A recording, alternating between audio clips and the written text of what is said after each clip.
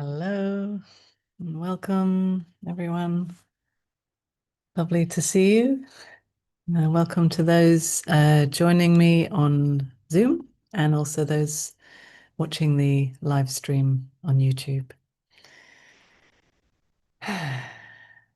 So today's theme is the puppet without the puppeteer. Yeah, I like the image of that.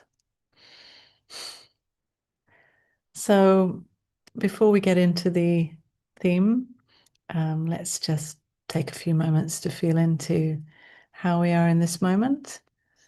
So I just let someone else in.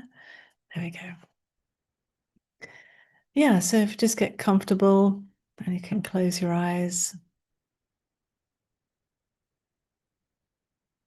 Take a few deep breaths. Just feeling how the breath passes through the body.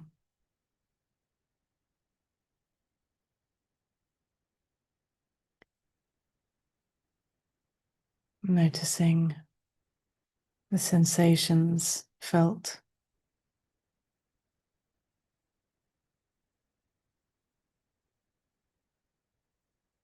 Noticing any tension,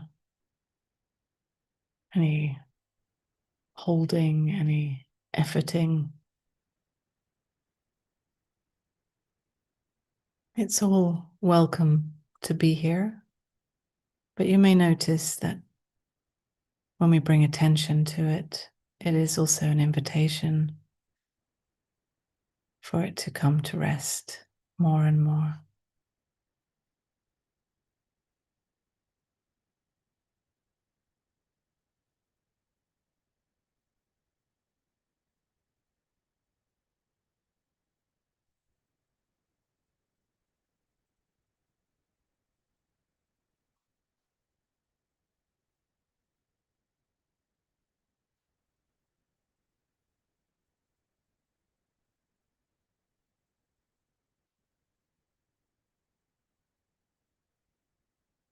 Let me just take a moment to notice how this body, mind is feeling in this moment.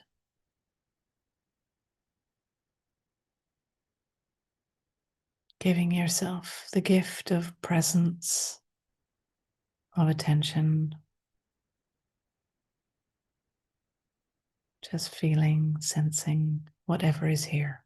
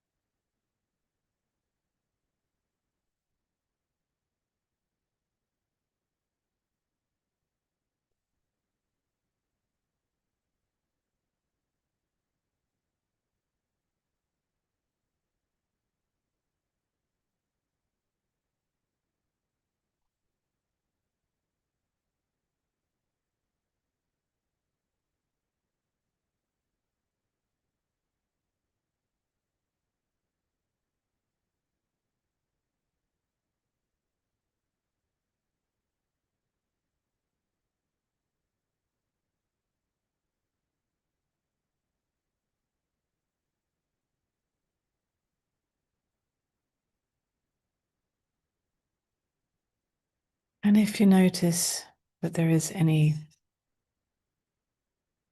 doing, any effort, you might just hold the question of who is doing this. Just see what happens when we hold this question lightly. There's no need to really make an effort to try to figure out the answer. but just checking to see what happens when we do hold that question with anything that is happening in our present experience. Who is doing this?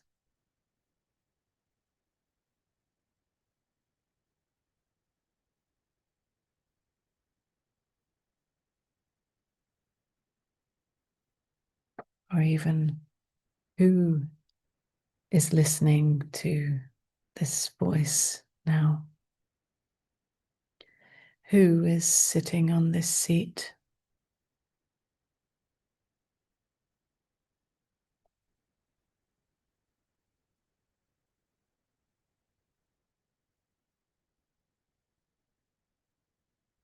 Just seeing what happens in the body or even in the mind with this question.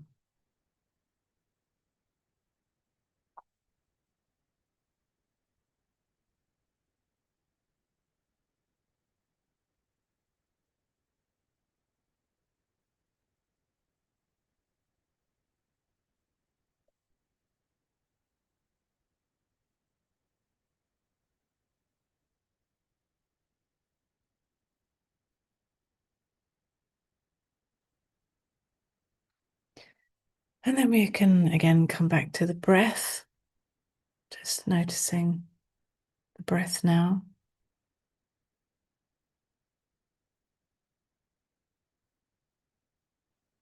And feeling the sensation of sitting on this seat, feet on the ground. And then when you're ready, we can open our eyes and come back to the screen. Have a stretch if you need to, or a sip of tea.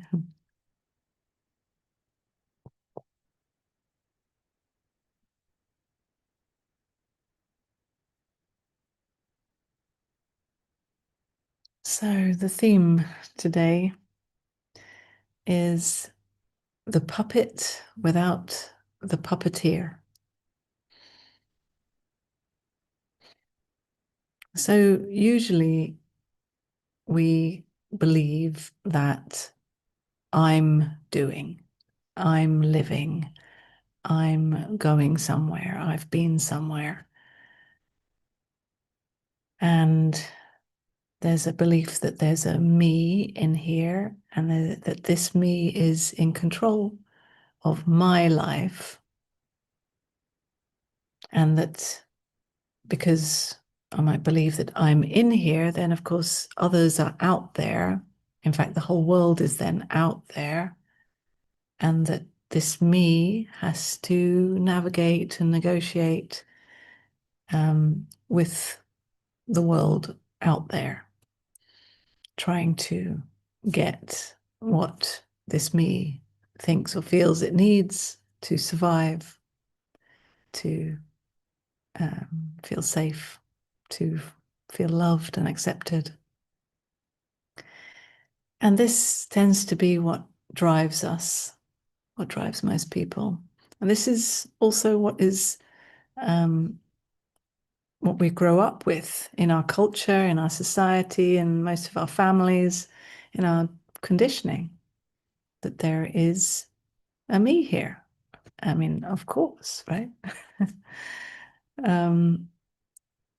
In most normal conversations, there is always that assumption. I am me, you are you. And it is very rare that we actually question this. Who am I? And maybe it's not so unusual for you if you've been on this path for a long time. If you've been following non-duality or satsang, perhaps you're used to questioning, who am I? Perhaps this has been a fundamental question for you, maybe even your whole life. It certainly was for me. But for most people who don't come across this message, it's very rare to question, who is this me? Or even, is there a me? To investigate for ourselves, rather than just believing what everyone has always told us or what we have always believed or assumed. So to really question totally freshly, who am I? Who is doing this living? Is there someone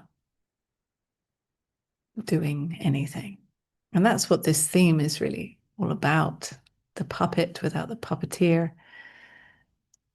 Because usually we are believing that somehow I'm the puppeteer. I'm the one that is in control of this puppet. We don't even see this puppet as a puppet, right? We see this human really as me, and we fully identify with this me. But when we start to question, who am I? And we start to see through some of these assumptions and beliefs, it doesn't have to be that something very dramatic happens. Some people have dramatic experiences, but it doesn't have to be that way. It can just simply be a kind of, oh, all right. There's no one doing this. There's someone living, someone experiencing, it seems. I'm sitting here speaking, apparently to you, but this is going on out of control. There's no me doing it.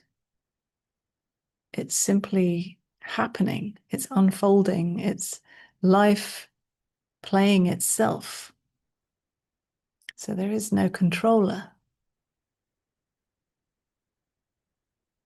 And at first it can be quite shocking or even scary to really acknowledge that there is no one in control here, right? That there is simply life playing a play of energy, right? And it looks like, it seems like there is someone living, and we have conversations about what I feel, what you feel, what I'm doing, what you're doing. This game can go on, right? I just a few moments ago just used the word me. Now, what does that mean when I recognize that there is no one here? Which me am I actually talking about when I'm saying me? I'm referring to this human, this puppet, right? But it's a way of speaking, right? We have to use words to interact, to communicate. But when we clearly see that there is no separate me, we're actually freed up to play as if there is, to play fully, as if this puppet is a separate me living a life in time, because we know that it's all just a game. We're all just pretending to be these separate me's, when really there is no separation here at all. It is all life itself, awareness, freedom, peace, love, all these beautiful words and concepts. But it is that, really, beyond all the words, that is here. It is only that. And that's me, really. That's who I'm really referring to when I say me now. In seeing that I am not this apparent separate me that the thoughts say, the story of me. I'm not located and limited to being in here. There's no division really between this human and the rest of life. Then there's this play as if there is. And this play as if there is is full of all kinds of colors and feelings and shapes and waves of energy of this and that. And it is a beautiful and sometimes challenging playground for life itself to experience itself through this human, and how this human seems to interact with the world. And it's expressing itself through and as this human. So every sensation felt, every sound heard, every image seen, every interaction with someone else, or even, with the cup, is all an expression of who I really am as life itself, dancing with itself. So all the puppets are free, really, although they may believe that there is some kind of puppeteer in control. But even if they believe that, the reality is always that there are no strings. There is simply awareness, which is my true nature, always. And in and as the expression of that is this human. And I say in and as, it's hard to even put it into words, because really there's no separation between that awareness and this human. It is a divine expression, an expression of myself as life itself.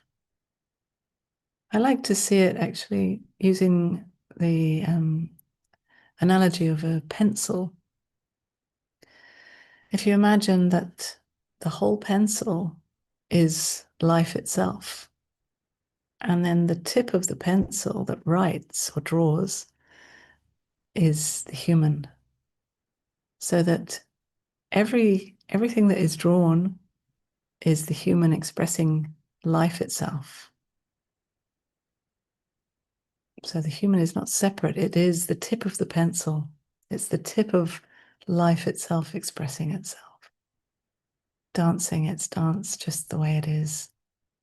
So this brings a lot of freedom for the human in the human experience.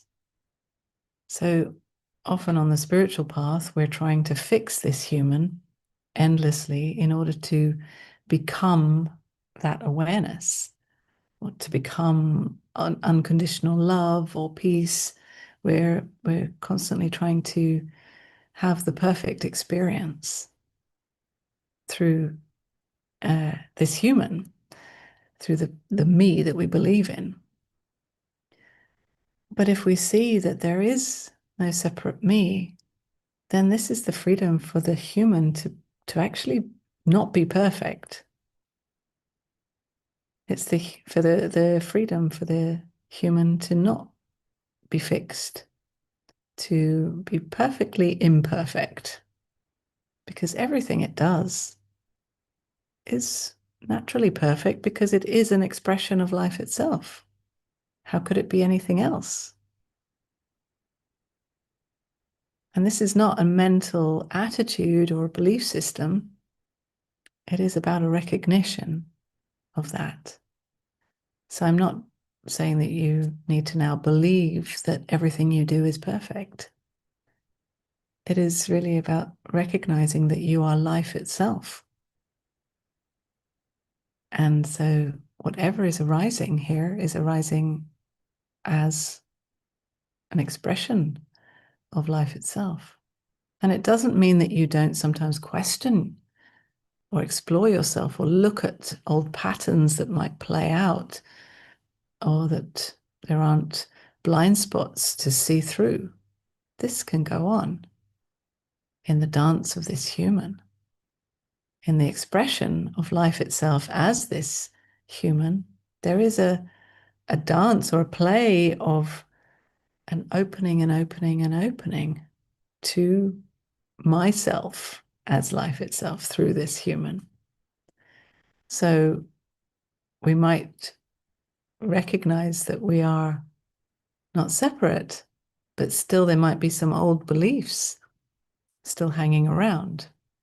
And we see, okay, this is still, even with these old beliefs, this is still an expression of life itself absolutely perfectly. Nothing wrong with that. But at the same time, let's be curious. Let's have a look. Let's shine some light on some of these blind spots, these old patterns or wounds, traumas that play out again and again. Let's have a look at them in knowing that I am always aware. I am always absolute love that sees everything unconditionally. So there's never an expectation that this human should be perfect in any way or according to any idea of perfection. We just are loving to live this life of humanness fully. And that journey takes us into exploring this human in all kinds of ways. And through that exploration, there is an opening and an opening that happens without some kind of final goal when it's all done, but just simply because this is what we're here to do, really. We're here to explore myself, the life itself, to know itself more and more like this and like that, meeting itself in everything, in every expression of itself.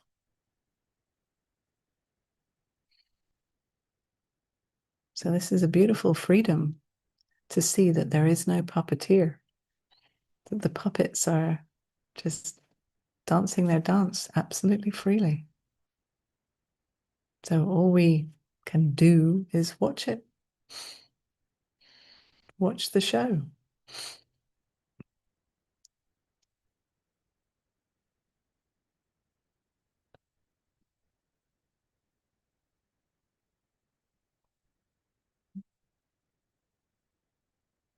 So I'd love to hear from you if you have any questions or would like to have a dialogue. Yeah, Tia, lovely to see you. And lovely to see you too. I messed up the time zone, so I started right just 5, 10 minutes ago when you were just. This is the perfect thing, but my response is it's so unfair in a way. Um, because okay, let me start again. I have had taste of wholeness. I know that that's true. I've had taste of awareness. I know that that's true. I've had taste of, I know that it's life living itself. I have no doubt, but I haven't made a shift away from, and also, I've looked for decades inside. There's nobody there. I can't find anybody there. Big open space here, big open space. But I haven't shifted in the way you're saying to either. It's not, I mean, my insights are, I say, puddle size. They're not deep.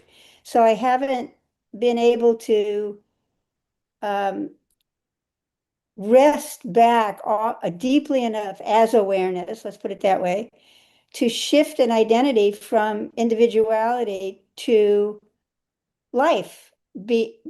Let's put it that way, because that's how you're speaking today, which I love. So, I've done a lot also of work with, psychologically, trauma, whatever. I don't care about it anymore. I don't care about being a Tia anymore. I'm tired of it. Um, maybe this is sacrilegious, and I'm sorry to say this, but so now, in some way, my brother's path is through psychedelics. Mhm. And it's interesting to watch him. That's a path. So now I'm thinking, okay, do some kind of psychedelic thing and see if I don't know what, but anyway, that's where I'm at. I'm sort of like in between giving up and, trying some other kind of something or another. Um, Yeah. No, and I hear you. Yeah. okay. So the reason why, in a way, excuse me for saying so, but the reason why I was started by saying it's not fair. Did I say not fair or something Yeah, like yeah, that? yeah. Because, if I may, and I don't know you very well at all, so excuse me, but when I was last night reading I Am Life Itself, your book, and there you were as a kid, already feeling non-dual, the wholeness and so on and so forth. It's not fair. I didn't have that when I was a kid. You have a step up from when you're a little itsy bitsy. So, for those of us who, the universe hasn't gifted in that way. It's a gift, really. We're kind of just plugging along, trying to, So, anyway, that's where I'm at. Any suggestion? Oh, you do? Okay. Suggest Uh, away. Well, I'm in a festival. I hear you, and yeah, I understand that it can feel frustrating, especially after a lifetime of seeking and trying all these different things. Yeah, yeah.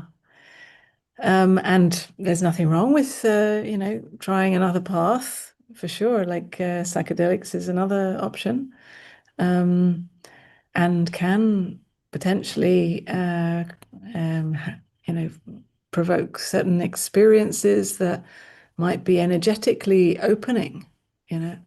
Um, but and not but and sometimes it can be that those kinds of experiences they they they are beautiful, but they pass also, Correct. That's right? right. And Right. but it can also be that sometimes you have an experience, but there's an insight in the midst of that that doesn't pass. Hmm. Perhaps you recognize that from some of the insights that you've had or some spiritual experiences that you might have Yeah. had. Right. Um, the experience passes, but the insight itself somehow stays, Right. per percolates, and it does its own work. Right. That's right. I'm sure that there are many other insights that you've had that are or are doing a kind of slow percolating work in themselves, maybe not in the time frame that your mind would like, Well, right? I'm 81. I don't have a whole, decades left. There is a certain time limit of, Yeah. yeah. Yeah, it's really interesting. I've even been through not, I've dropped, there's no energy. I don't have like energy behind seeking, like that kind of energy. That's gone. Um, But somehow you have a an idea that your insights are not deep enough.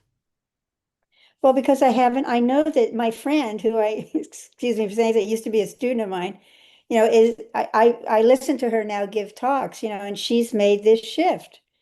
There's a shift that happens that is where the person feels more identified is not exactly the right word, but there's none other in English that I can use as the whole, which is the truth, you know. Yeah, but then sometimes when we listen to words like that, we might interpret them to mean something other than what is actually being described. This has been my experience when I describe sometimes some of these things, that people um, seem to not understand it because they are assuming that it is something more special, more complicated, Yeah, or I don't think so. out there. Um, I don't feel that way. okay. I Yeah. mean, I've had um, a taste of suchness, which also is, just this is it in its simplicity, in its yeah, unspeakable yeah, simplicity. but those kinds of experiences are the ones I was talking about. They come and then they go. Right. actually, that's not it. That's not what I'm speaking about here. Uh, Okay. those are beautiful experiences, um, and they often do come with those deeper insights. But those experiences themselves, they pass. And it's very tempting to want to chase those experiences or somehow to idealize those experiences, and then compare your present experience with that experience or look to other people and compare. And this is the story then you tell yourself, right? I haven't got it yet. I'm not like that. My insight is not as deep as that. And of course, if you go on like that, then you'll never get back to that experience because it's gone. You know, that experience is gone. It's irrelevant now, actually. It came as a gift to show you the insight that came with it. And as you had that insight, there was a kind of byproduct of that experience, you know? And and actually what we're speaking about is not any kind of experience. It is the knowing of it. And that doesn't give you any kind of special experience necessarily. It is about seeing all experience, that none of it means anything about me. And that's where you're more identifying back here than the human. When you see that not one experience that arises means anything about me, because who am I, right? There's no one here, as you said, big, wide, empty space. So why does that experience you called of suchness, I think you called it, and why does that experience mean something about me? Or why does the experience of not having, like you said, puddle-sized insights, right? Why do those experiences mean something about me?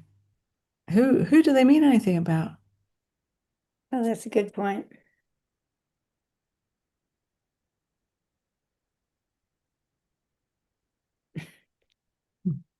It's very Whenever sneaky. I talk to you, you stop my mind. It's really it's really not good, not fair. That's good. That's good. Yeah, if there's nobody there, which is all right. Yeah. Who are you referring to when you are comparing yourself to others? Yeah, yeah, it's a good It's point. just a mind game to try to keep you small and safe, you know, because if you lose that, you'll lose the string that seems to be apparently tying some like a thread between the puppeteer and the puppet, you know, but there is no puppeteer. So it's just this assumption that you need to keep that thread there. It's really interesting. So it's not that you haven't got it yet, it's that there's no you to get anything, and nobody has got anything.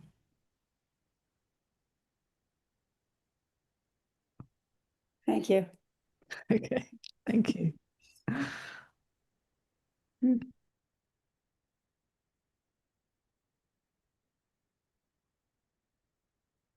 I see someone else's hand up. Who's that? PRH?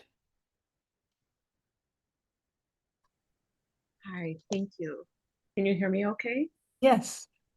Well, very glad to be here. Thank you. I have a similar question to the last question. I I know what you're saying is true, but I've been working at this since I was 16 and I'm 73. And I've had experiences along the way, but I feel like I'm starting at zero and I'm ending my life on a big zero. Like in terms of my realizations and anything, now I just have a lot of anxiety. So, um, do you have any, like this? I know it's true, and I've had experiences of not identifying, but currently I'm identified with this. And how can we see through this illusion that there's no me? Mm. Yeah. Yeah. Yeah. I mean, I would say just, it's always about keeping it simple. It's always, always more simple than you think. So, if you're waiting for some kind of final conclusion that will make everything different, that's way too complicated. It's not going to be like that. It's not ever like that. It's um it's just simply about questioning and with curiosity, not in a heavy, serious way necessarily, but just, looking at like, who is sitting here, who is speaking. And your thoughts might have all kinds of answers to that question. But beyond the thoughts, without referring to those thoughts, then there might be sensations felt, there might be sounds heard, something seen, an image seen. That's it. So it's always so much more simple.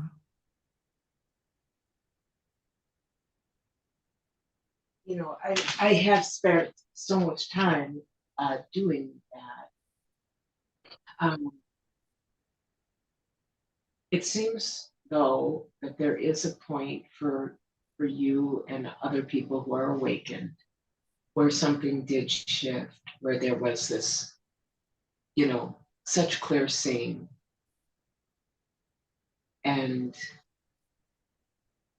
I do spend a lot of time trying to look at this, and I mean, there's this sort of silence, or if I look back into my head almost or behind, there's sort of black space. I don't think that's it. Um, I can see that much is thoughts, many things are thoughts, like the body, having the body. Um, but they seem still like they're my thoughts somehow, or How do you I'm know that they are your thoughts? through thoughts, right? I tell myself that, but I think there's a body, like, and maybe there's a fear that, um,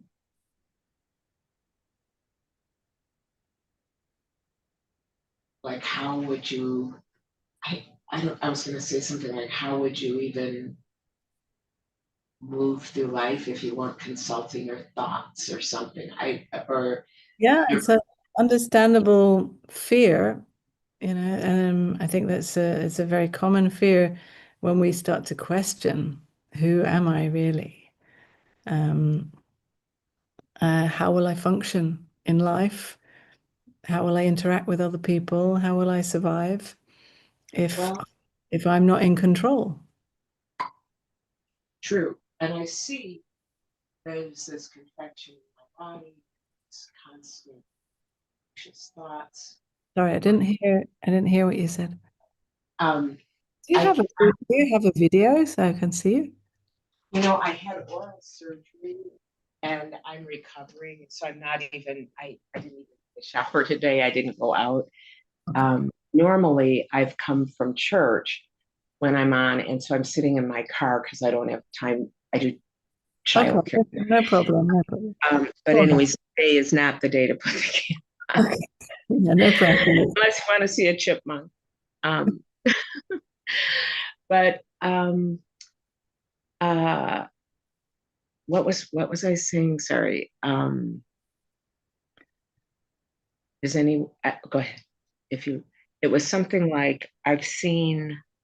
Oh, I wanted to say this because one time this teacher looked at me back in 1975 and the whole world disappeared.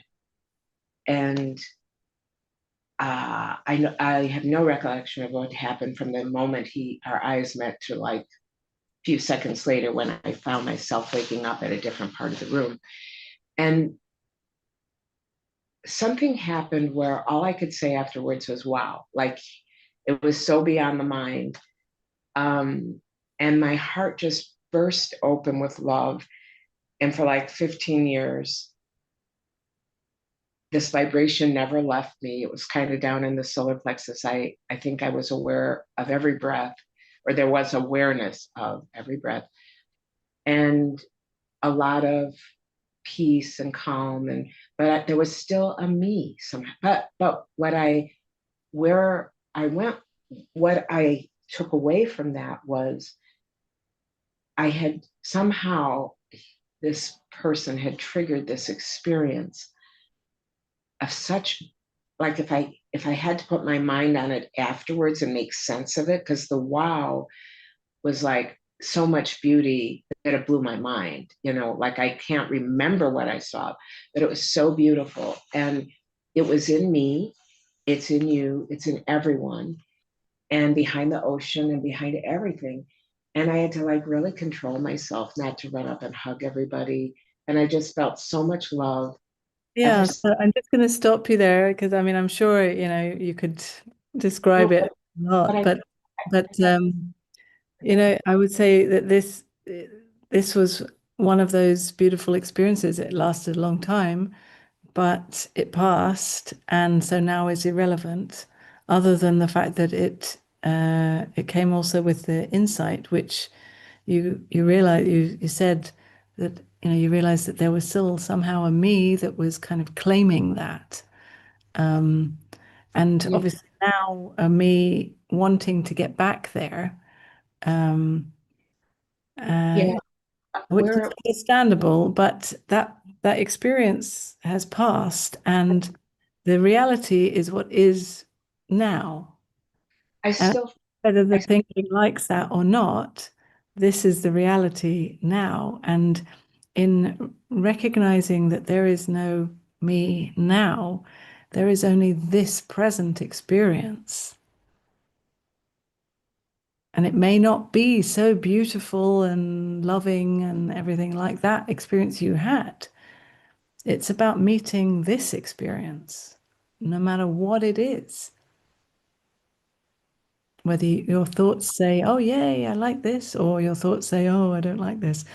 This is what's here. It's not up to you to choose, oh, I prefer that experience and not this one. No.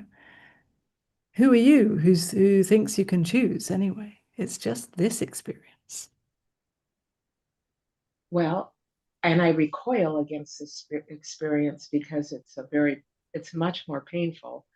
But also, I guess my point in relaying that was not about the experience so much, but what I walked away with was this knowing that was like eternal, that Yeah. Well, it I came. sensed like who I was. I'm going Like, to have to move on to another sure. person Thank now. you. Thank you very kind. All right. Maisa.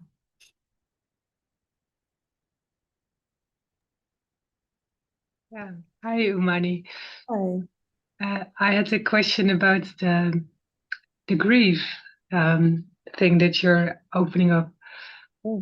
I remember I one time also went to a workshop with you, and then I stopped it because it felt so almost claustrophobic. Like, so I was just wondering, like, how can grief be not claustrophobic? So when you say claustrophobic, I think that you mean, and maybe correct me if I'm wrong because it's your feeling, but that it was intense. Is that Yeah, what it you was mean? like it's like in your face everywhere, and it's No, not what I want, and I find experiencing, and it doesn't come close to um, what you're saying. So I was wondering, how do you not feel over or claustrophobic or overwhelmed? you felt it was overwhelming. Yeah, You yeah, mean? Yeah, yeah. yeah. Um, do you feel like it was overwhelming because it confronted you with feelings that perhaps you had pushed aside, or why do you feel it was overwhelming or claustrophobic for you? because I don't think about it. Yeah, yeah. I don't know. I don't know. Because you I don't don't think know. what, sorry. I I I just um I just let it happen, emotions, and I don't really, I'd say, confront myself with it in that way. Yeah. What's the difference between letting emotions happen and this confronting for you? Like, what does that mean? What's the difference? Yeah, if you just wait, they go away. But if you, yeah, but then you just, I don't know, I cannot let them go away by themselves, or I cannot force them to go away. You just have to wait. I don't know. Yeah. Yeah. So that's, I think I would be recommending the same thing. Trying to understand where you're coming from with it, like why you felt, Yeah. before I can't respond until I really. Oh yeah, yeah. Oh, maybe I cannot explain very well. I get a flavor of it, but Yeah, I think so. Yeah. it feels like it's like like what I said, that it was somehow intense for you. Yeah, yeah, I also wonder whether you perhaps misunderstood something that made it feel more confronting, yeah, overwhelming. So yeah. I I'd think love so. to clarify whatever that is, if there is some misunderstanding.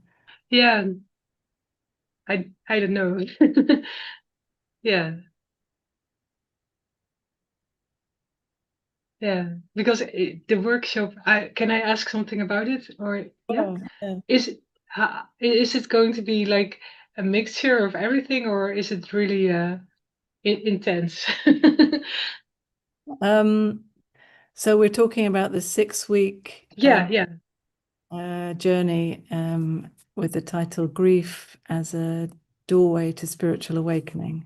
yeah, Yeah, just I'm saying that also for others that they know what we're talking about.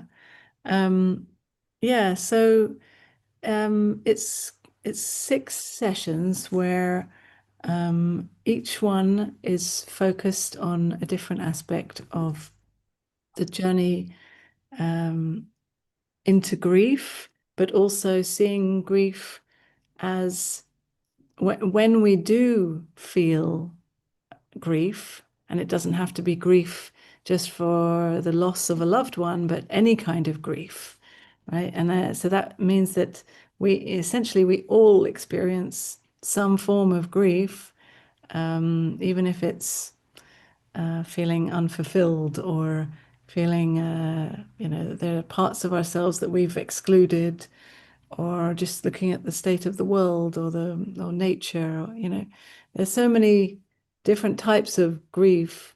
In a way, grief is a kind of umbrella word, right? Um, and so, in my experience with grief, of course, I've had some very, big yeah, loss, and yeah, so that's kind of forced me to go deep into the emotions and the feel, the exploration of grief, actually. But what it also has, it's opened something up to grief in general, um, as being like just a way to open my heart more and more, to feel sensitive more and more, mm, to notice all the hard places where I might kind of say, oh no, no, that's too much, or try to protect or push away, to notice those habits or protection mechanisms that are there that seem to protect me. Of course, they're based on an old assumption that there's a me here that needs protection, but still, it's even protecting this human and a pattern that has been believed in. And although it seems like a kind of positive thing to protect me from feeling pain, at the same time, that protection also is like a deadening or a dulling of life, of the expression of life. And yeah, so yeah, and so this is the other side of grief. So when we do touch into grief, actually regularly, we live more with our heart on our sleeve. We feel more. We are open more in our human existence, and this is beautiful. This has been my experience with it, which is why I want to share this experience more with people. Yeah. So, I mean, it can't just in answer to what you were saying, that it perhaps might have some moments of intensity, but it's all up to you, right? No one's ever going to force you to feel things that you don't want to feel. Yeah. You can always measure, at what point is too much for you and say, I don't have to run away. You might have to, but, I would encourage you to run away, but to stay and just, okay, notice where you're feeling, okay, now it's too much. And just stay with that feeling. It's not wrong that feeling comes up. It's just a protection, and it has felt to be important and needed in your life, obviously, and that's human, right? We all have those mechanisms that play out. Yeah. So it's about you learning to be sensitive and to stand in what is true for you, and that's okay. Oh, thanks. Yeah, so I'd love you to join the group. Yeah. Yeah. Okay. Thank you. Oh.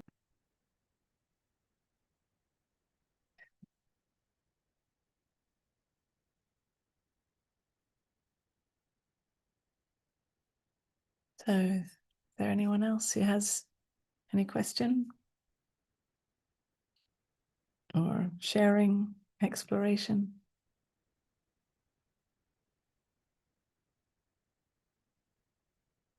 Marit.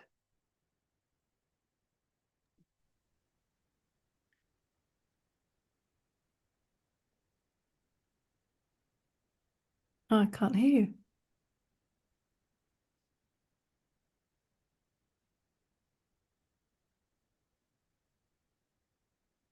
Can't hear you. Oh, that's a shame. Technical glitch. Okay. Sending you a kiss anyway. Okay, then I don't know how to pronounce your name. Tatsiana. Is that right? Yes, hi, Tatiana. Beautiful name. I had a kind of question sharing. Um, um, I was started this journey in 2013 and was making some steps on it. And then, of course, it's about experience, yes, and I heard that we have to let it go and not try to hold it and so on. But I was it feels like I was in Satori and feel fully enlightenment for 9 months as a being pregnant, and then it was gone. Yeah, it was gone. And oh my God, of course, I blamed myself. I felt guilty. I was doing something wrong, that it's not there anymore or something, yeah, that I don't feel it anymore. And kind of even depression and so on. So even if I heard before it happens, yeah, that it can happen, that you have to take it easy and not try to hold it and so on. But even so, it didn't work when it happened. Yeah, and any These experiences, these beautiful experiences, can be a kind of curse in a way. They're, it's almost better not to have an experience like that. It seems, because it just makes you want to get back there, and that's yes, painful. exactly. Or I'm sorry, that was my first feeling when it was gone. I felt, oh, it was so childish. I felt so upset and angry with my Guruji that I had it and I lost it. And if I would not feel it ever, I would not suffer now. Yeah, because I don't know that I don't have it. Yeah, and But at the same time, going through that and eventually realizing that it's not about that experience is an amazing, like, it's a beautiful test in a way. Not a well, test is perhaps the wrong word, but it's like, if you can really see that such an amazing, beautiful, heart-opening, blissful experience actually means nothing, then you can, like, I don't know, this is just I find it very beautiful. I find it hard to put it into words. Like, it would be, yeah, beautifully ordinary to come back to this ordinary, sitting here, nothing special, after you've had such a blissful experience, just letting it go and falling into ordinary presence. well, that was clear enough. I heard it. Um, yeah, I didn't reach that point yet so far, that all this experience actually means nothing. Well, it's a new point of it. Because as long as you are making that experience or any other experience mean more than this experience, you are overlooking this experience. Yes, exactly. Exactly. And what a shame, right? You're overlooking it simply because you think it's not good enough. It's not as good as that. But this is more than enough, right? Mm, it's a little bit different. I am not good so far to get this nice experience. It's kind of, I feel it not so nice at the moment because I do not deserve it. Yeah, it's kind of like this going And on. it's a good one to look at with curiosity. Like, first of all, why? Why would you not deserve this? That's one question, but the other one is who, of course. Who deserves Yeah, that is what? the question. Ah, Mm. And there's nothing to get here anyway. So even if you don't deserve it, there's nothing to get anyway.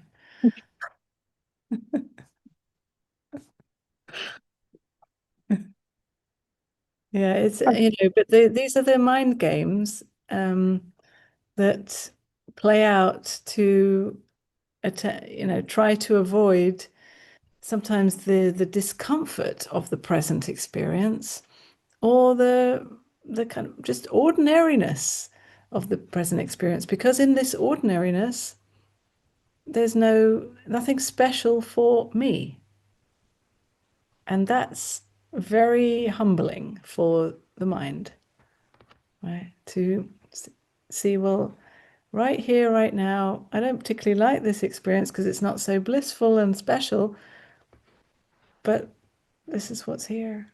Nothing special for me, because there's no me anyway. So why do you need anything special?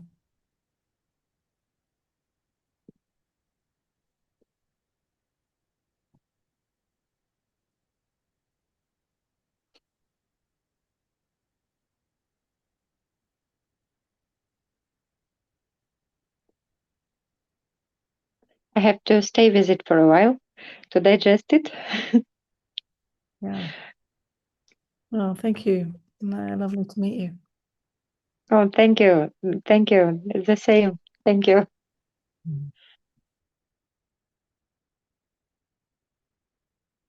Okay, well, I think we've run out of time for today. So yeah, I just wanted to let you know that the journey, the 6-week journey that Maisa was just asking about is starting on the 9th of November. And you're very welcome to join. And during that, during that course, I won't be doing these live stream, like open meetings. I will take a break because this journey is at this time every Sunday for 6 weeks. Yeah, so if you'd like to work with me on an ongoing basis for 6 weeks, then you can have a look on my website and see, and you're welcome to join. And so then the next open meeting will be in December. Yeah, okay. So thank you very much, everyone, and lots of love. Wonderful to meet you all. See you next time. Bye.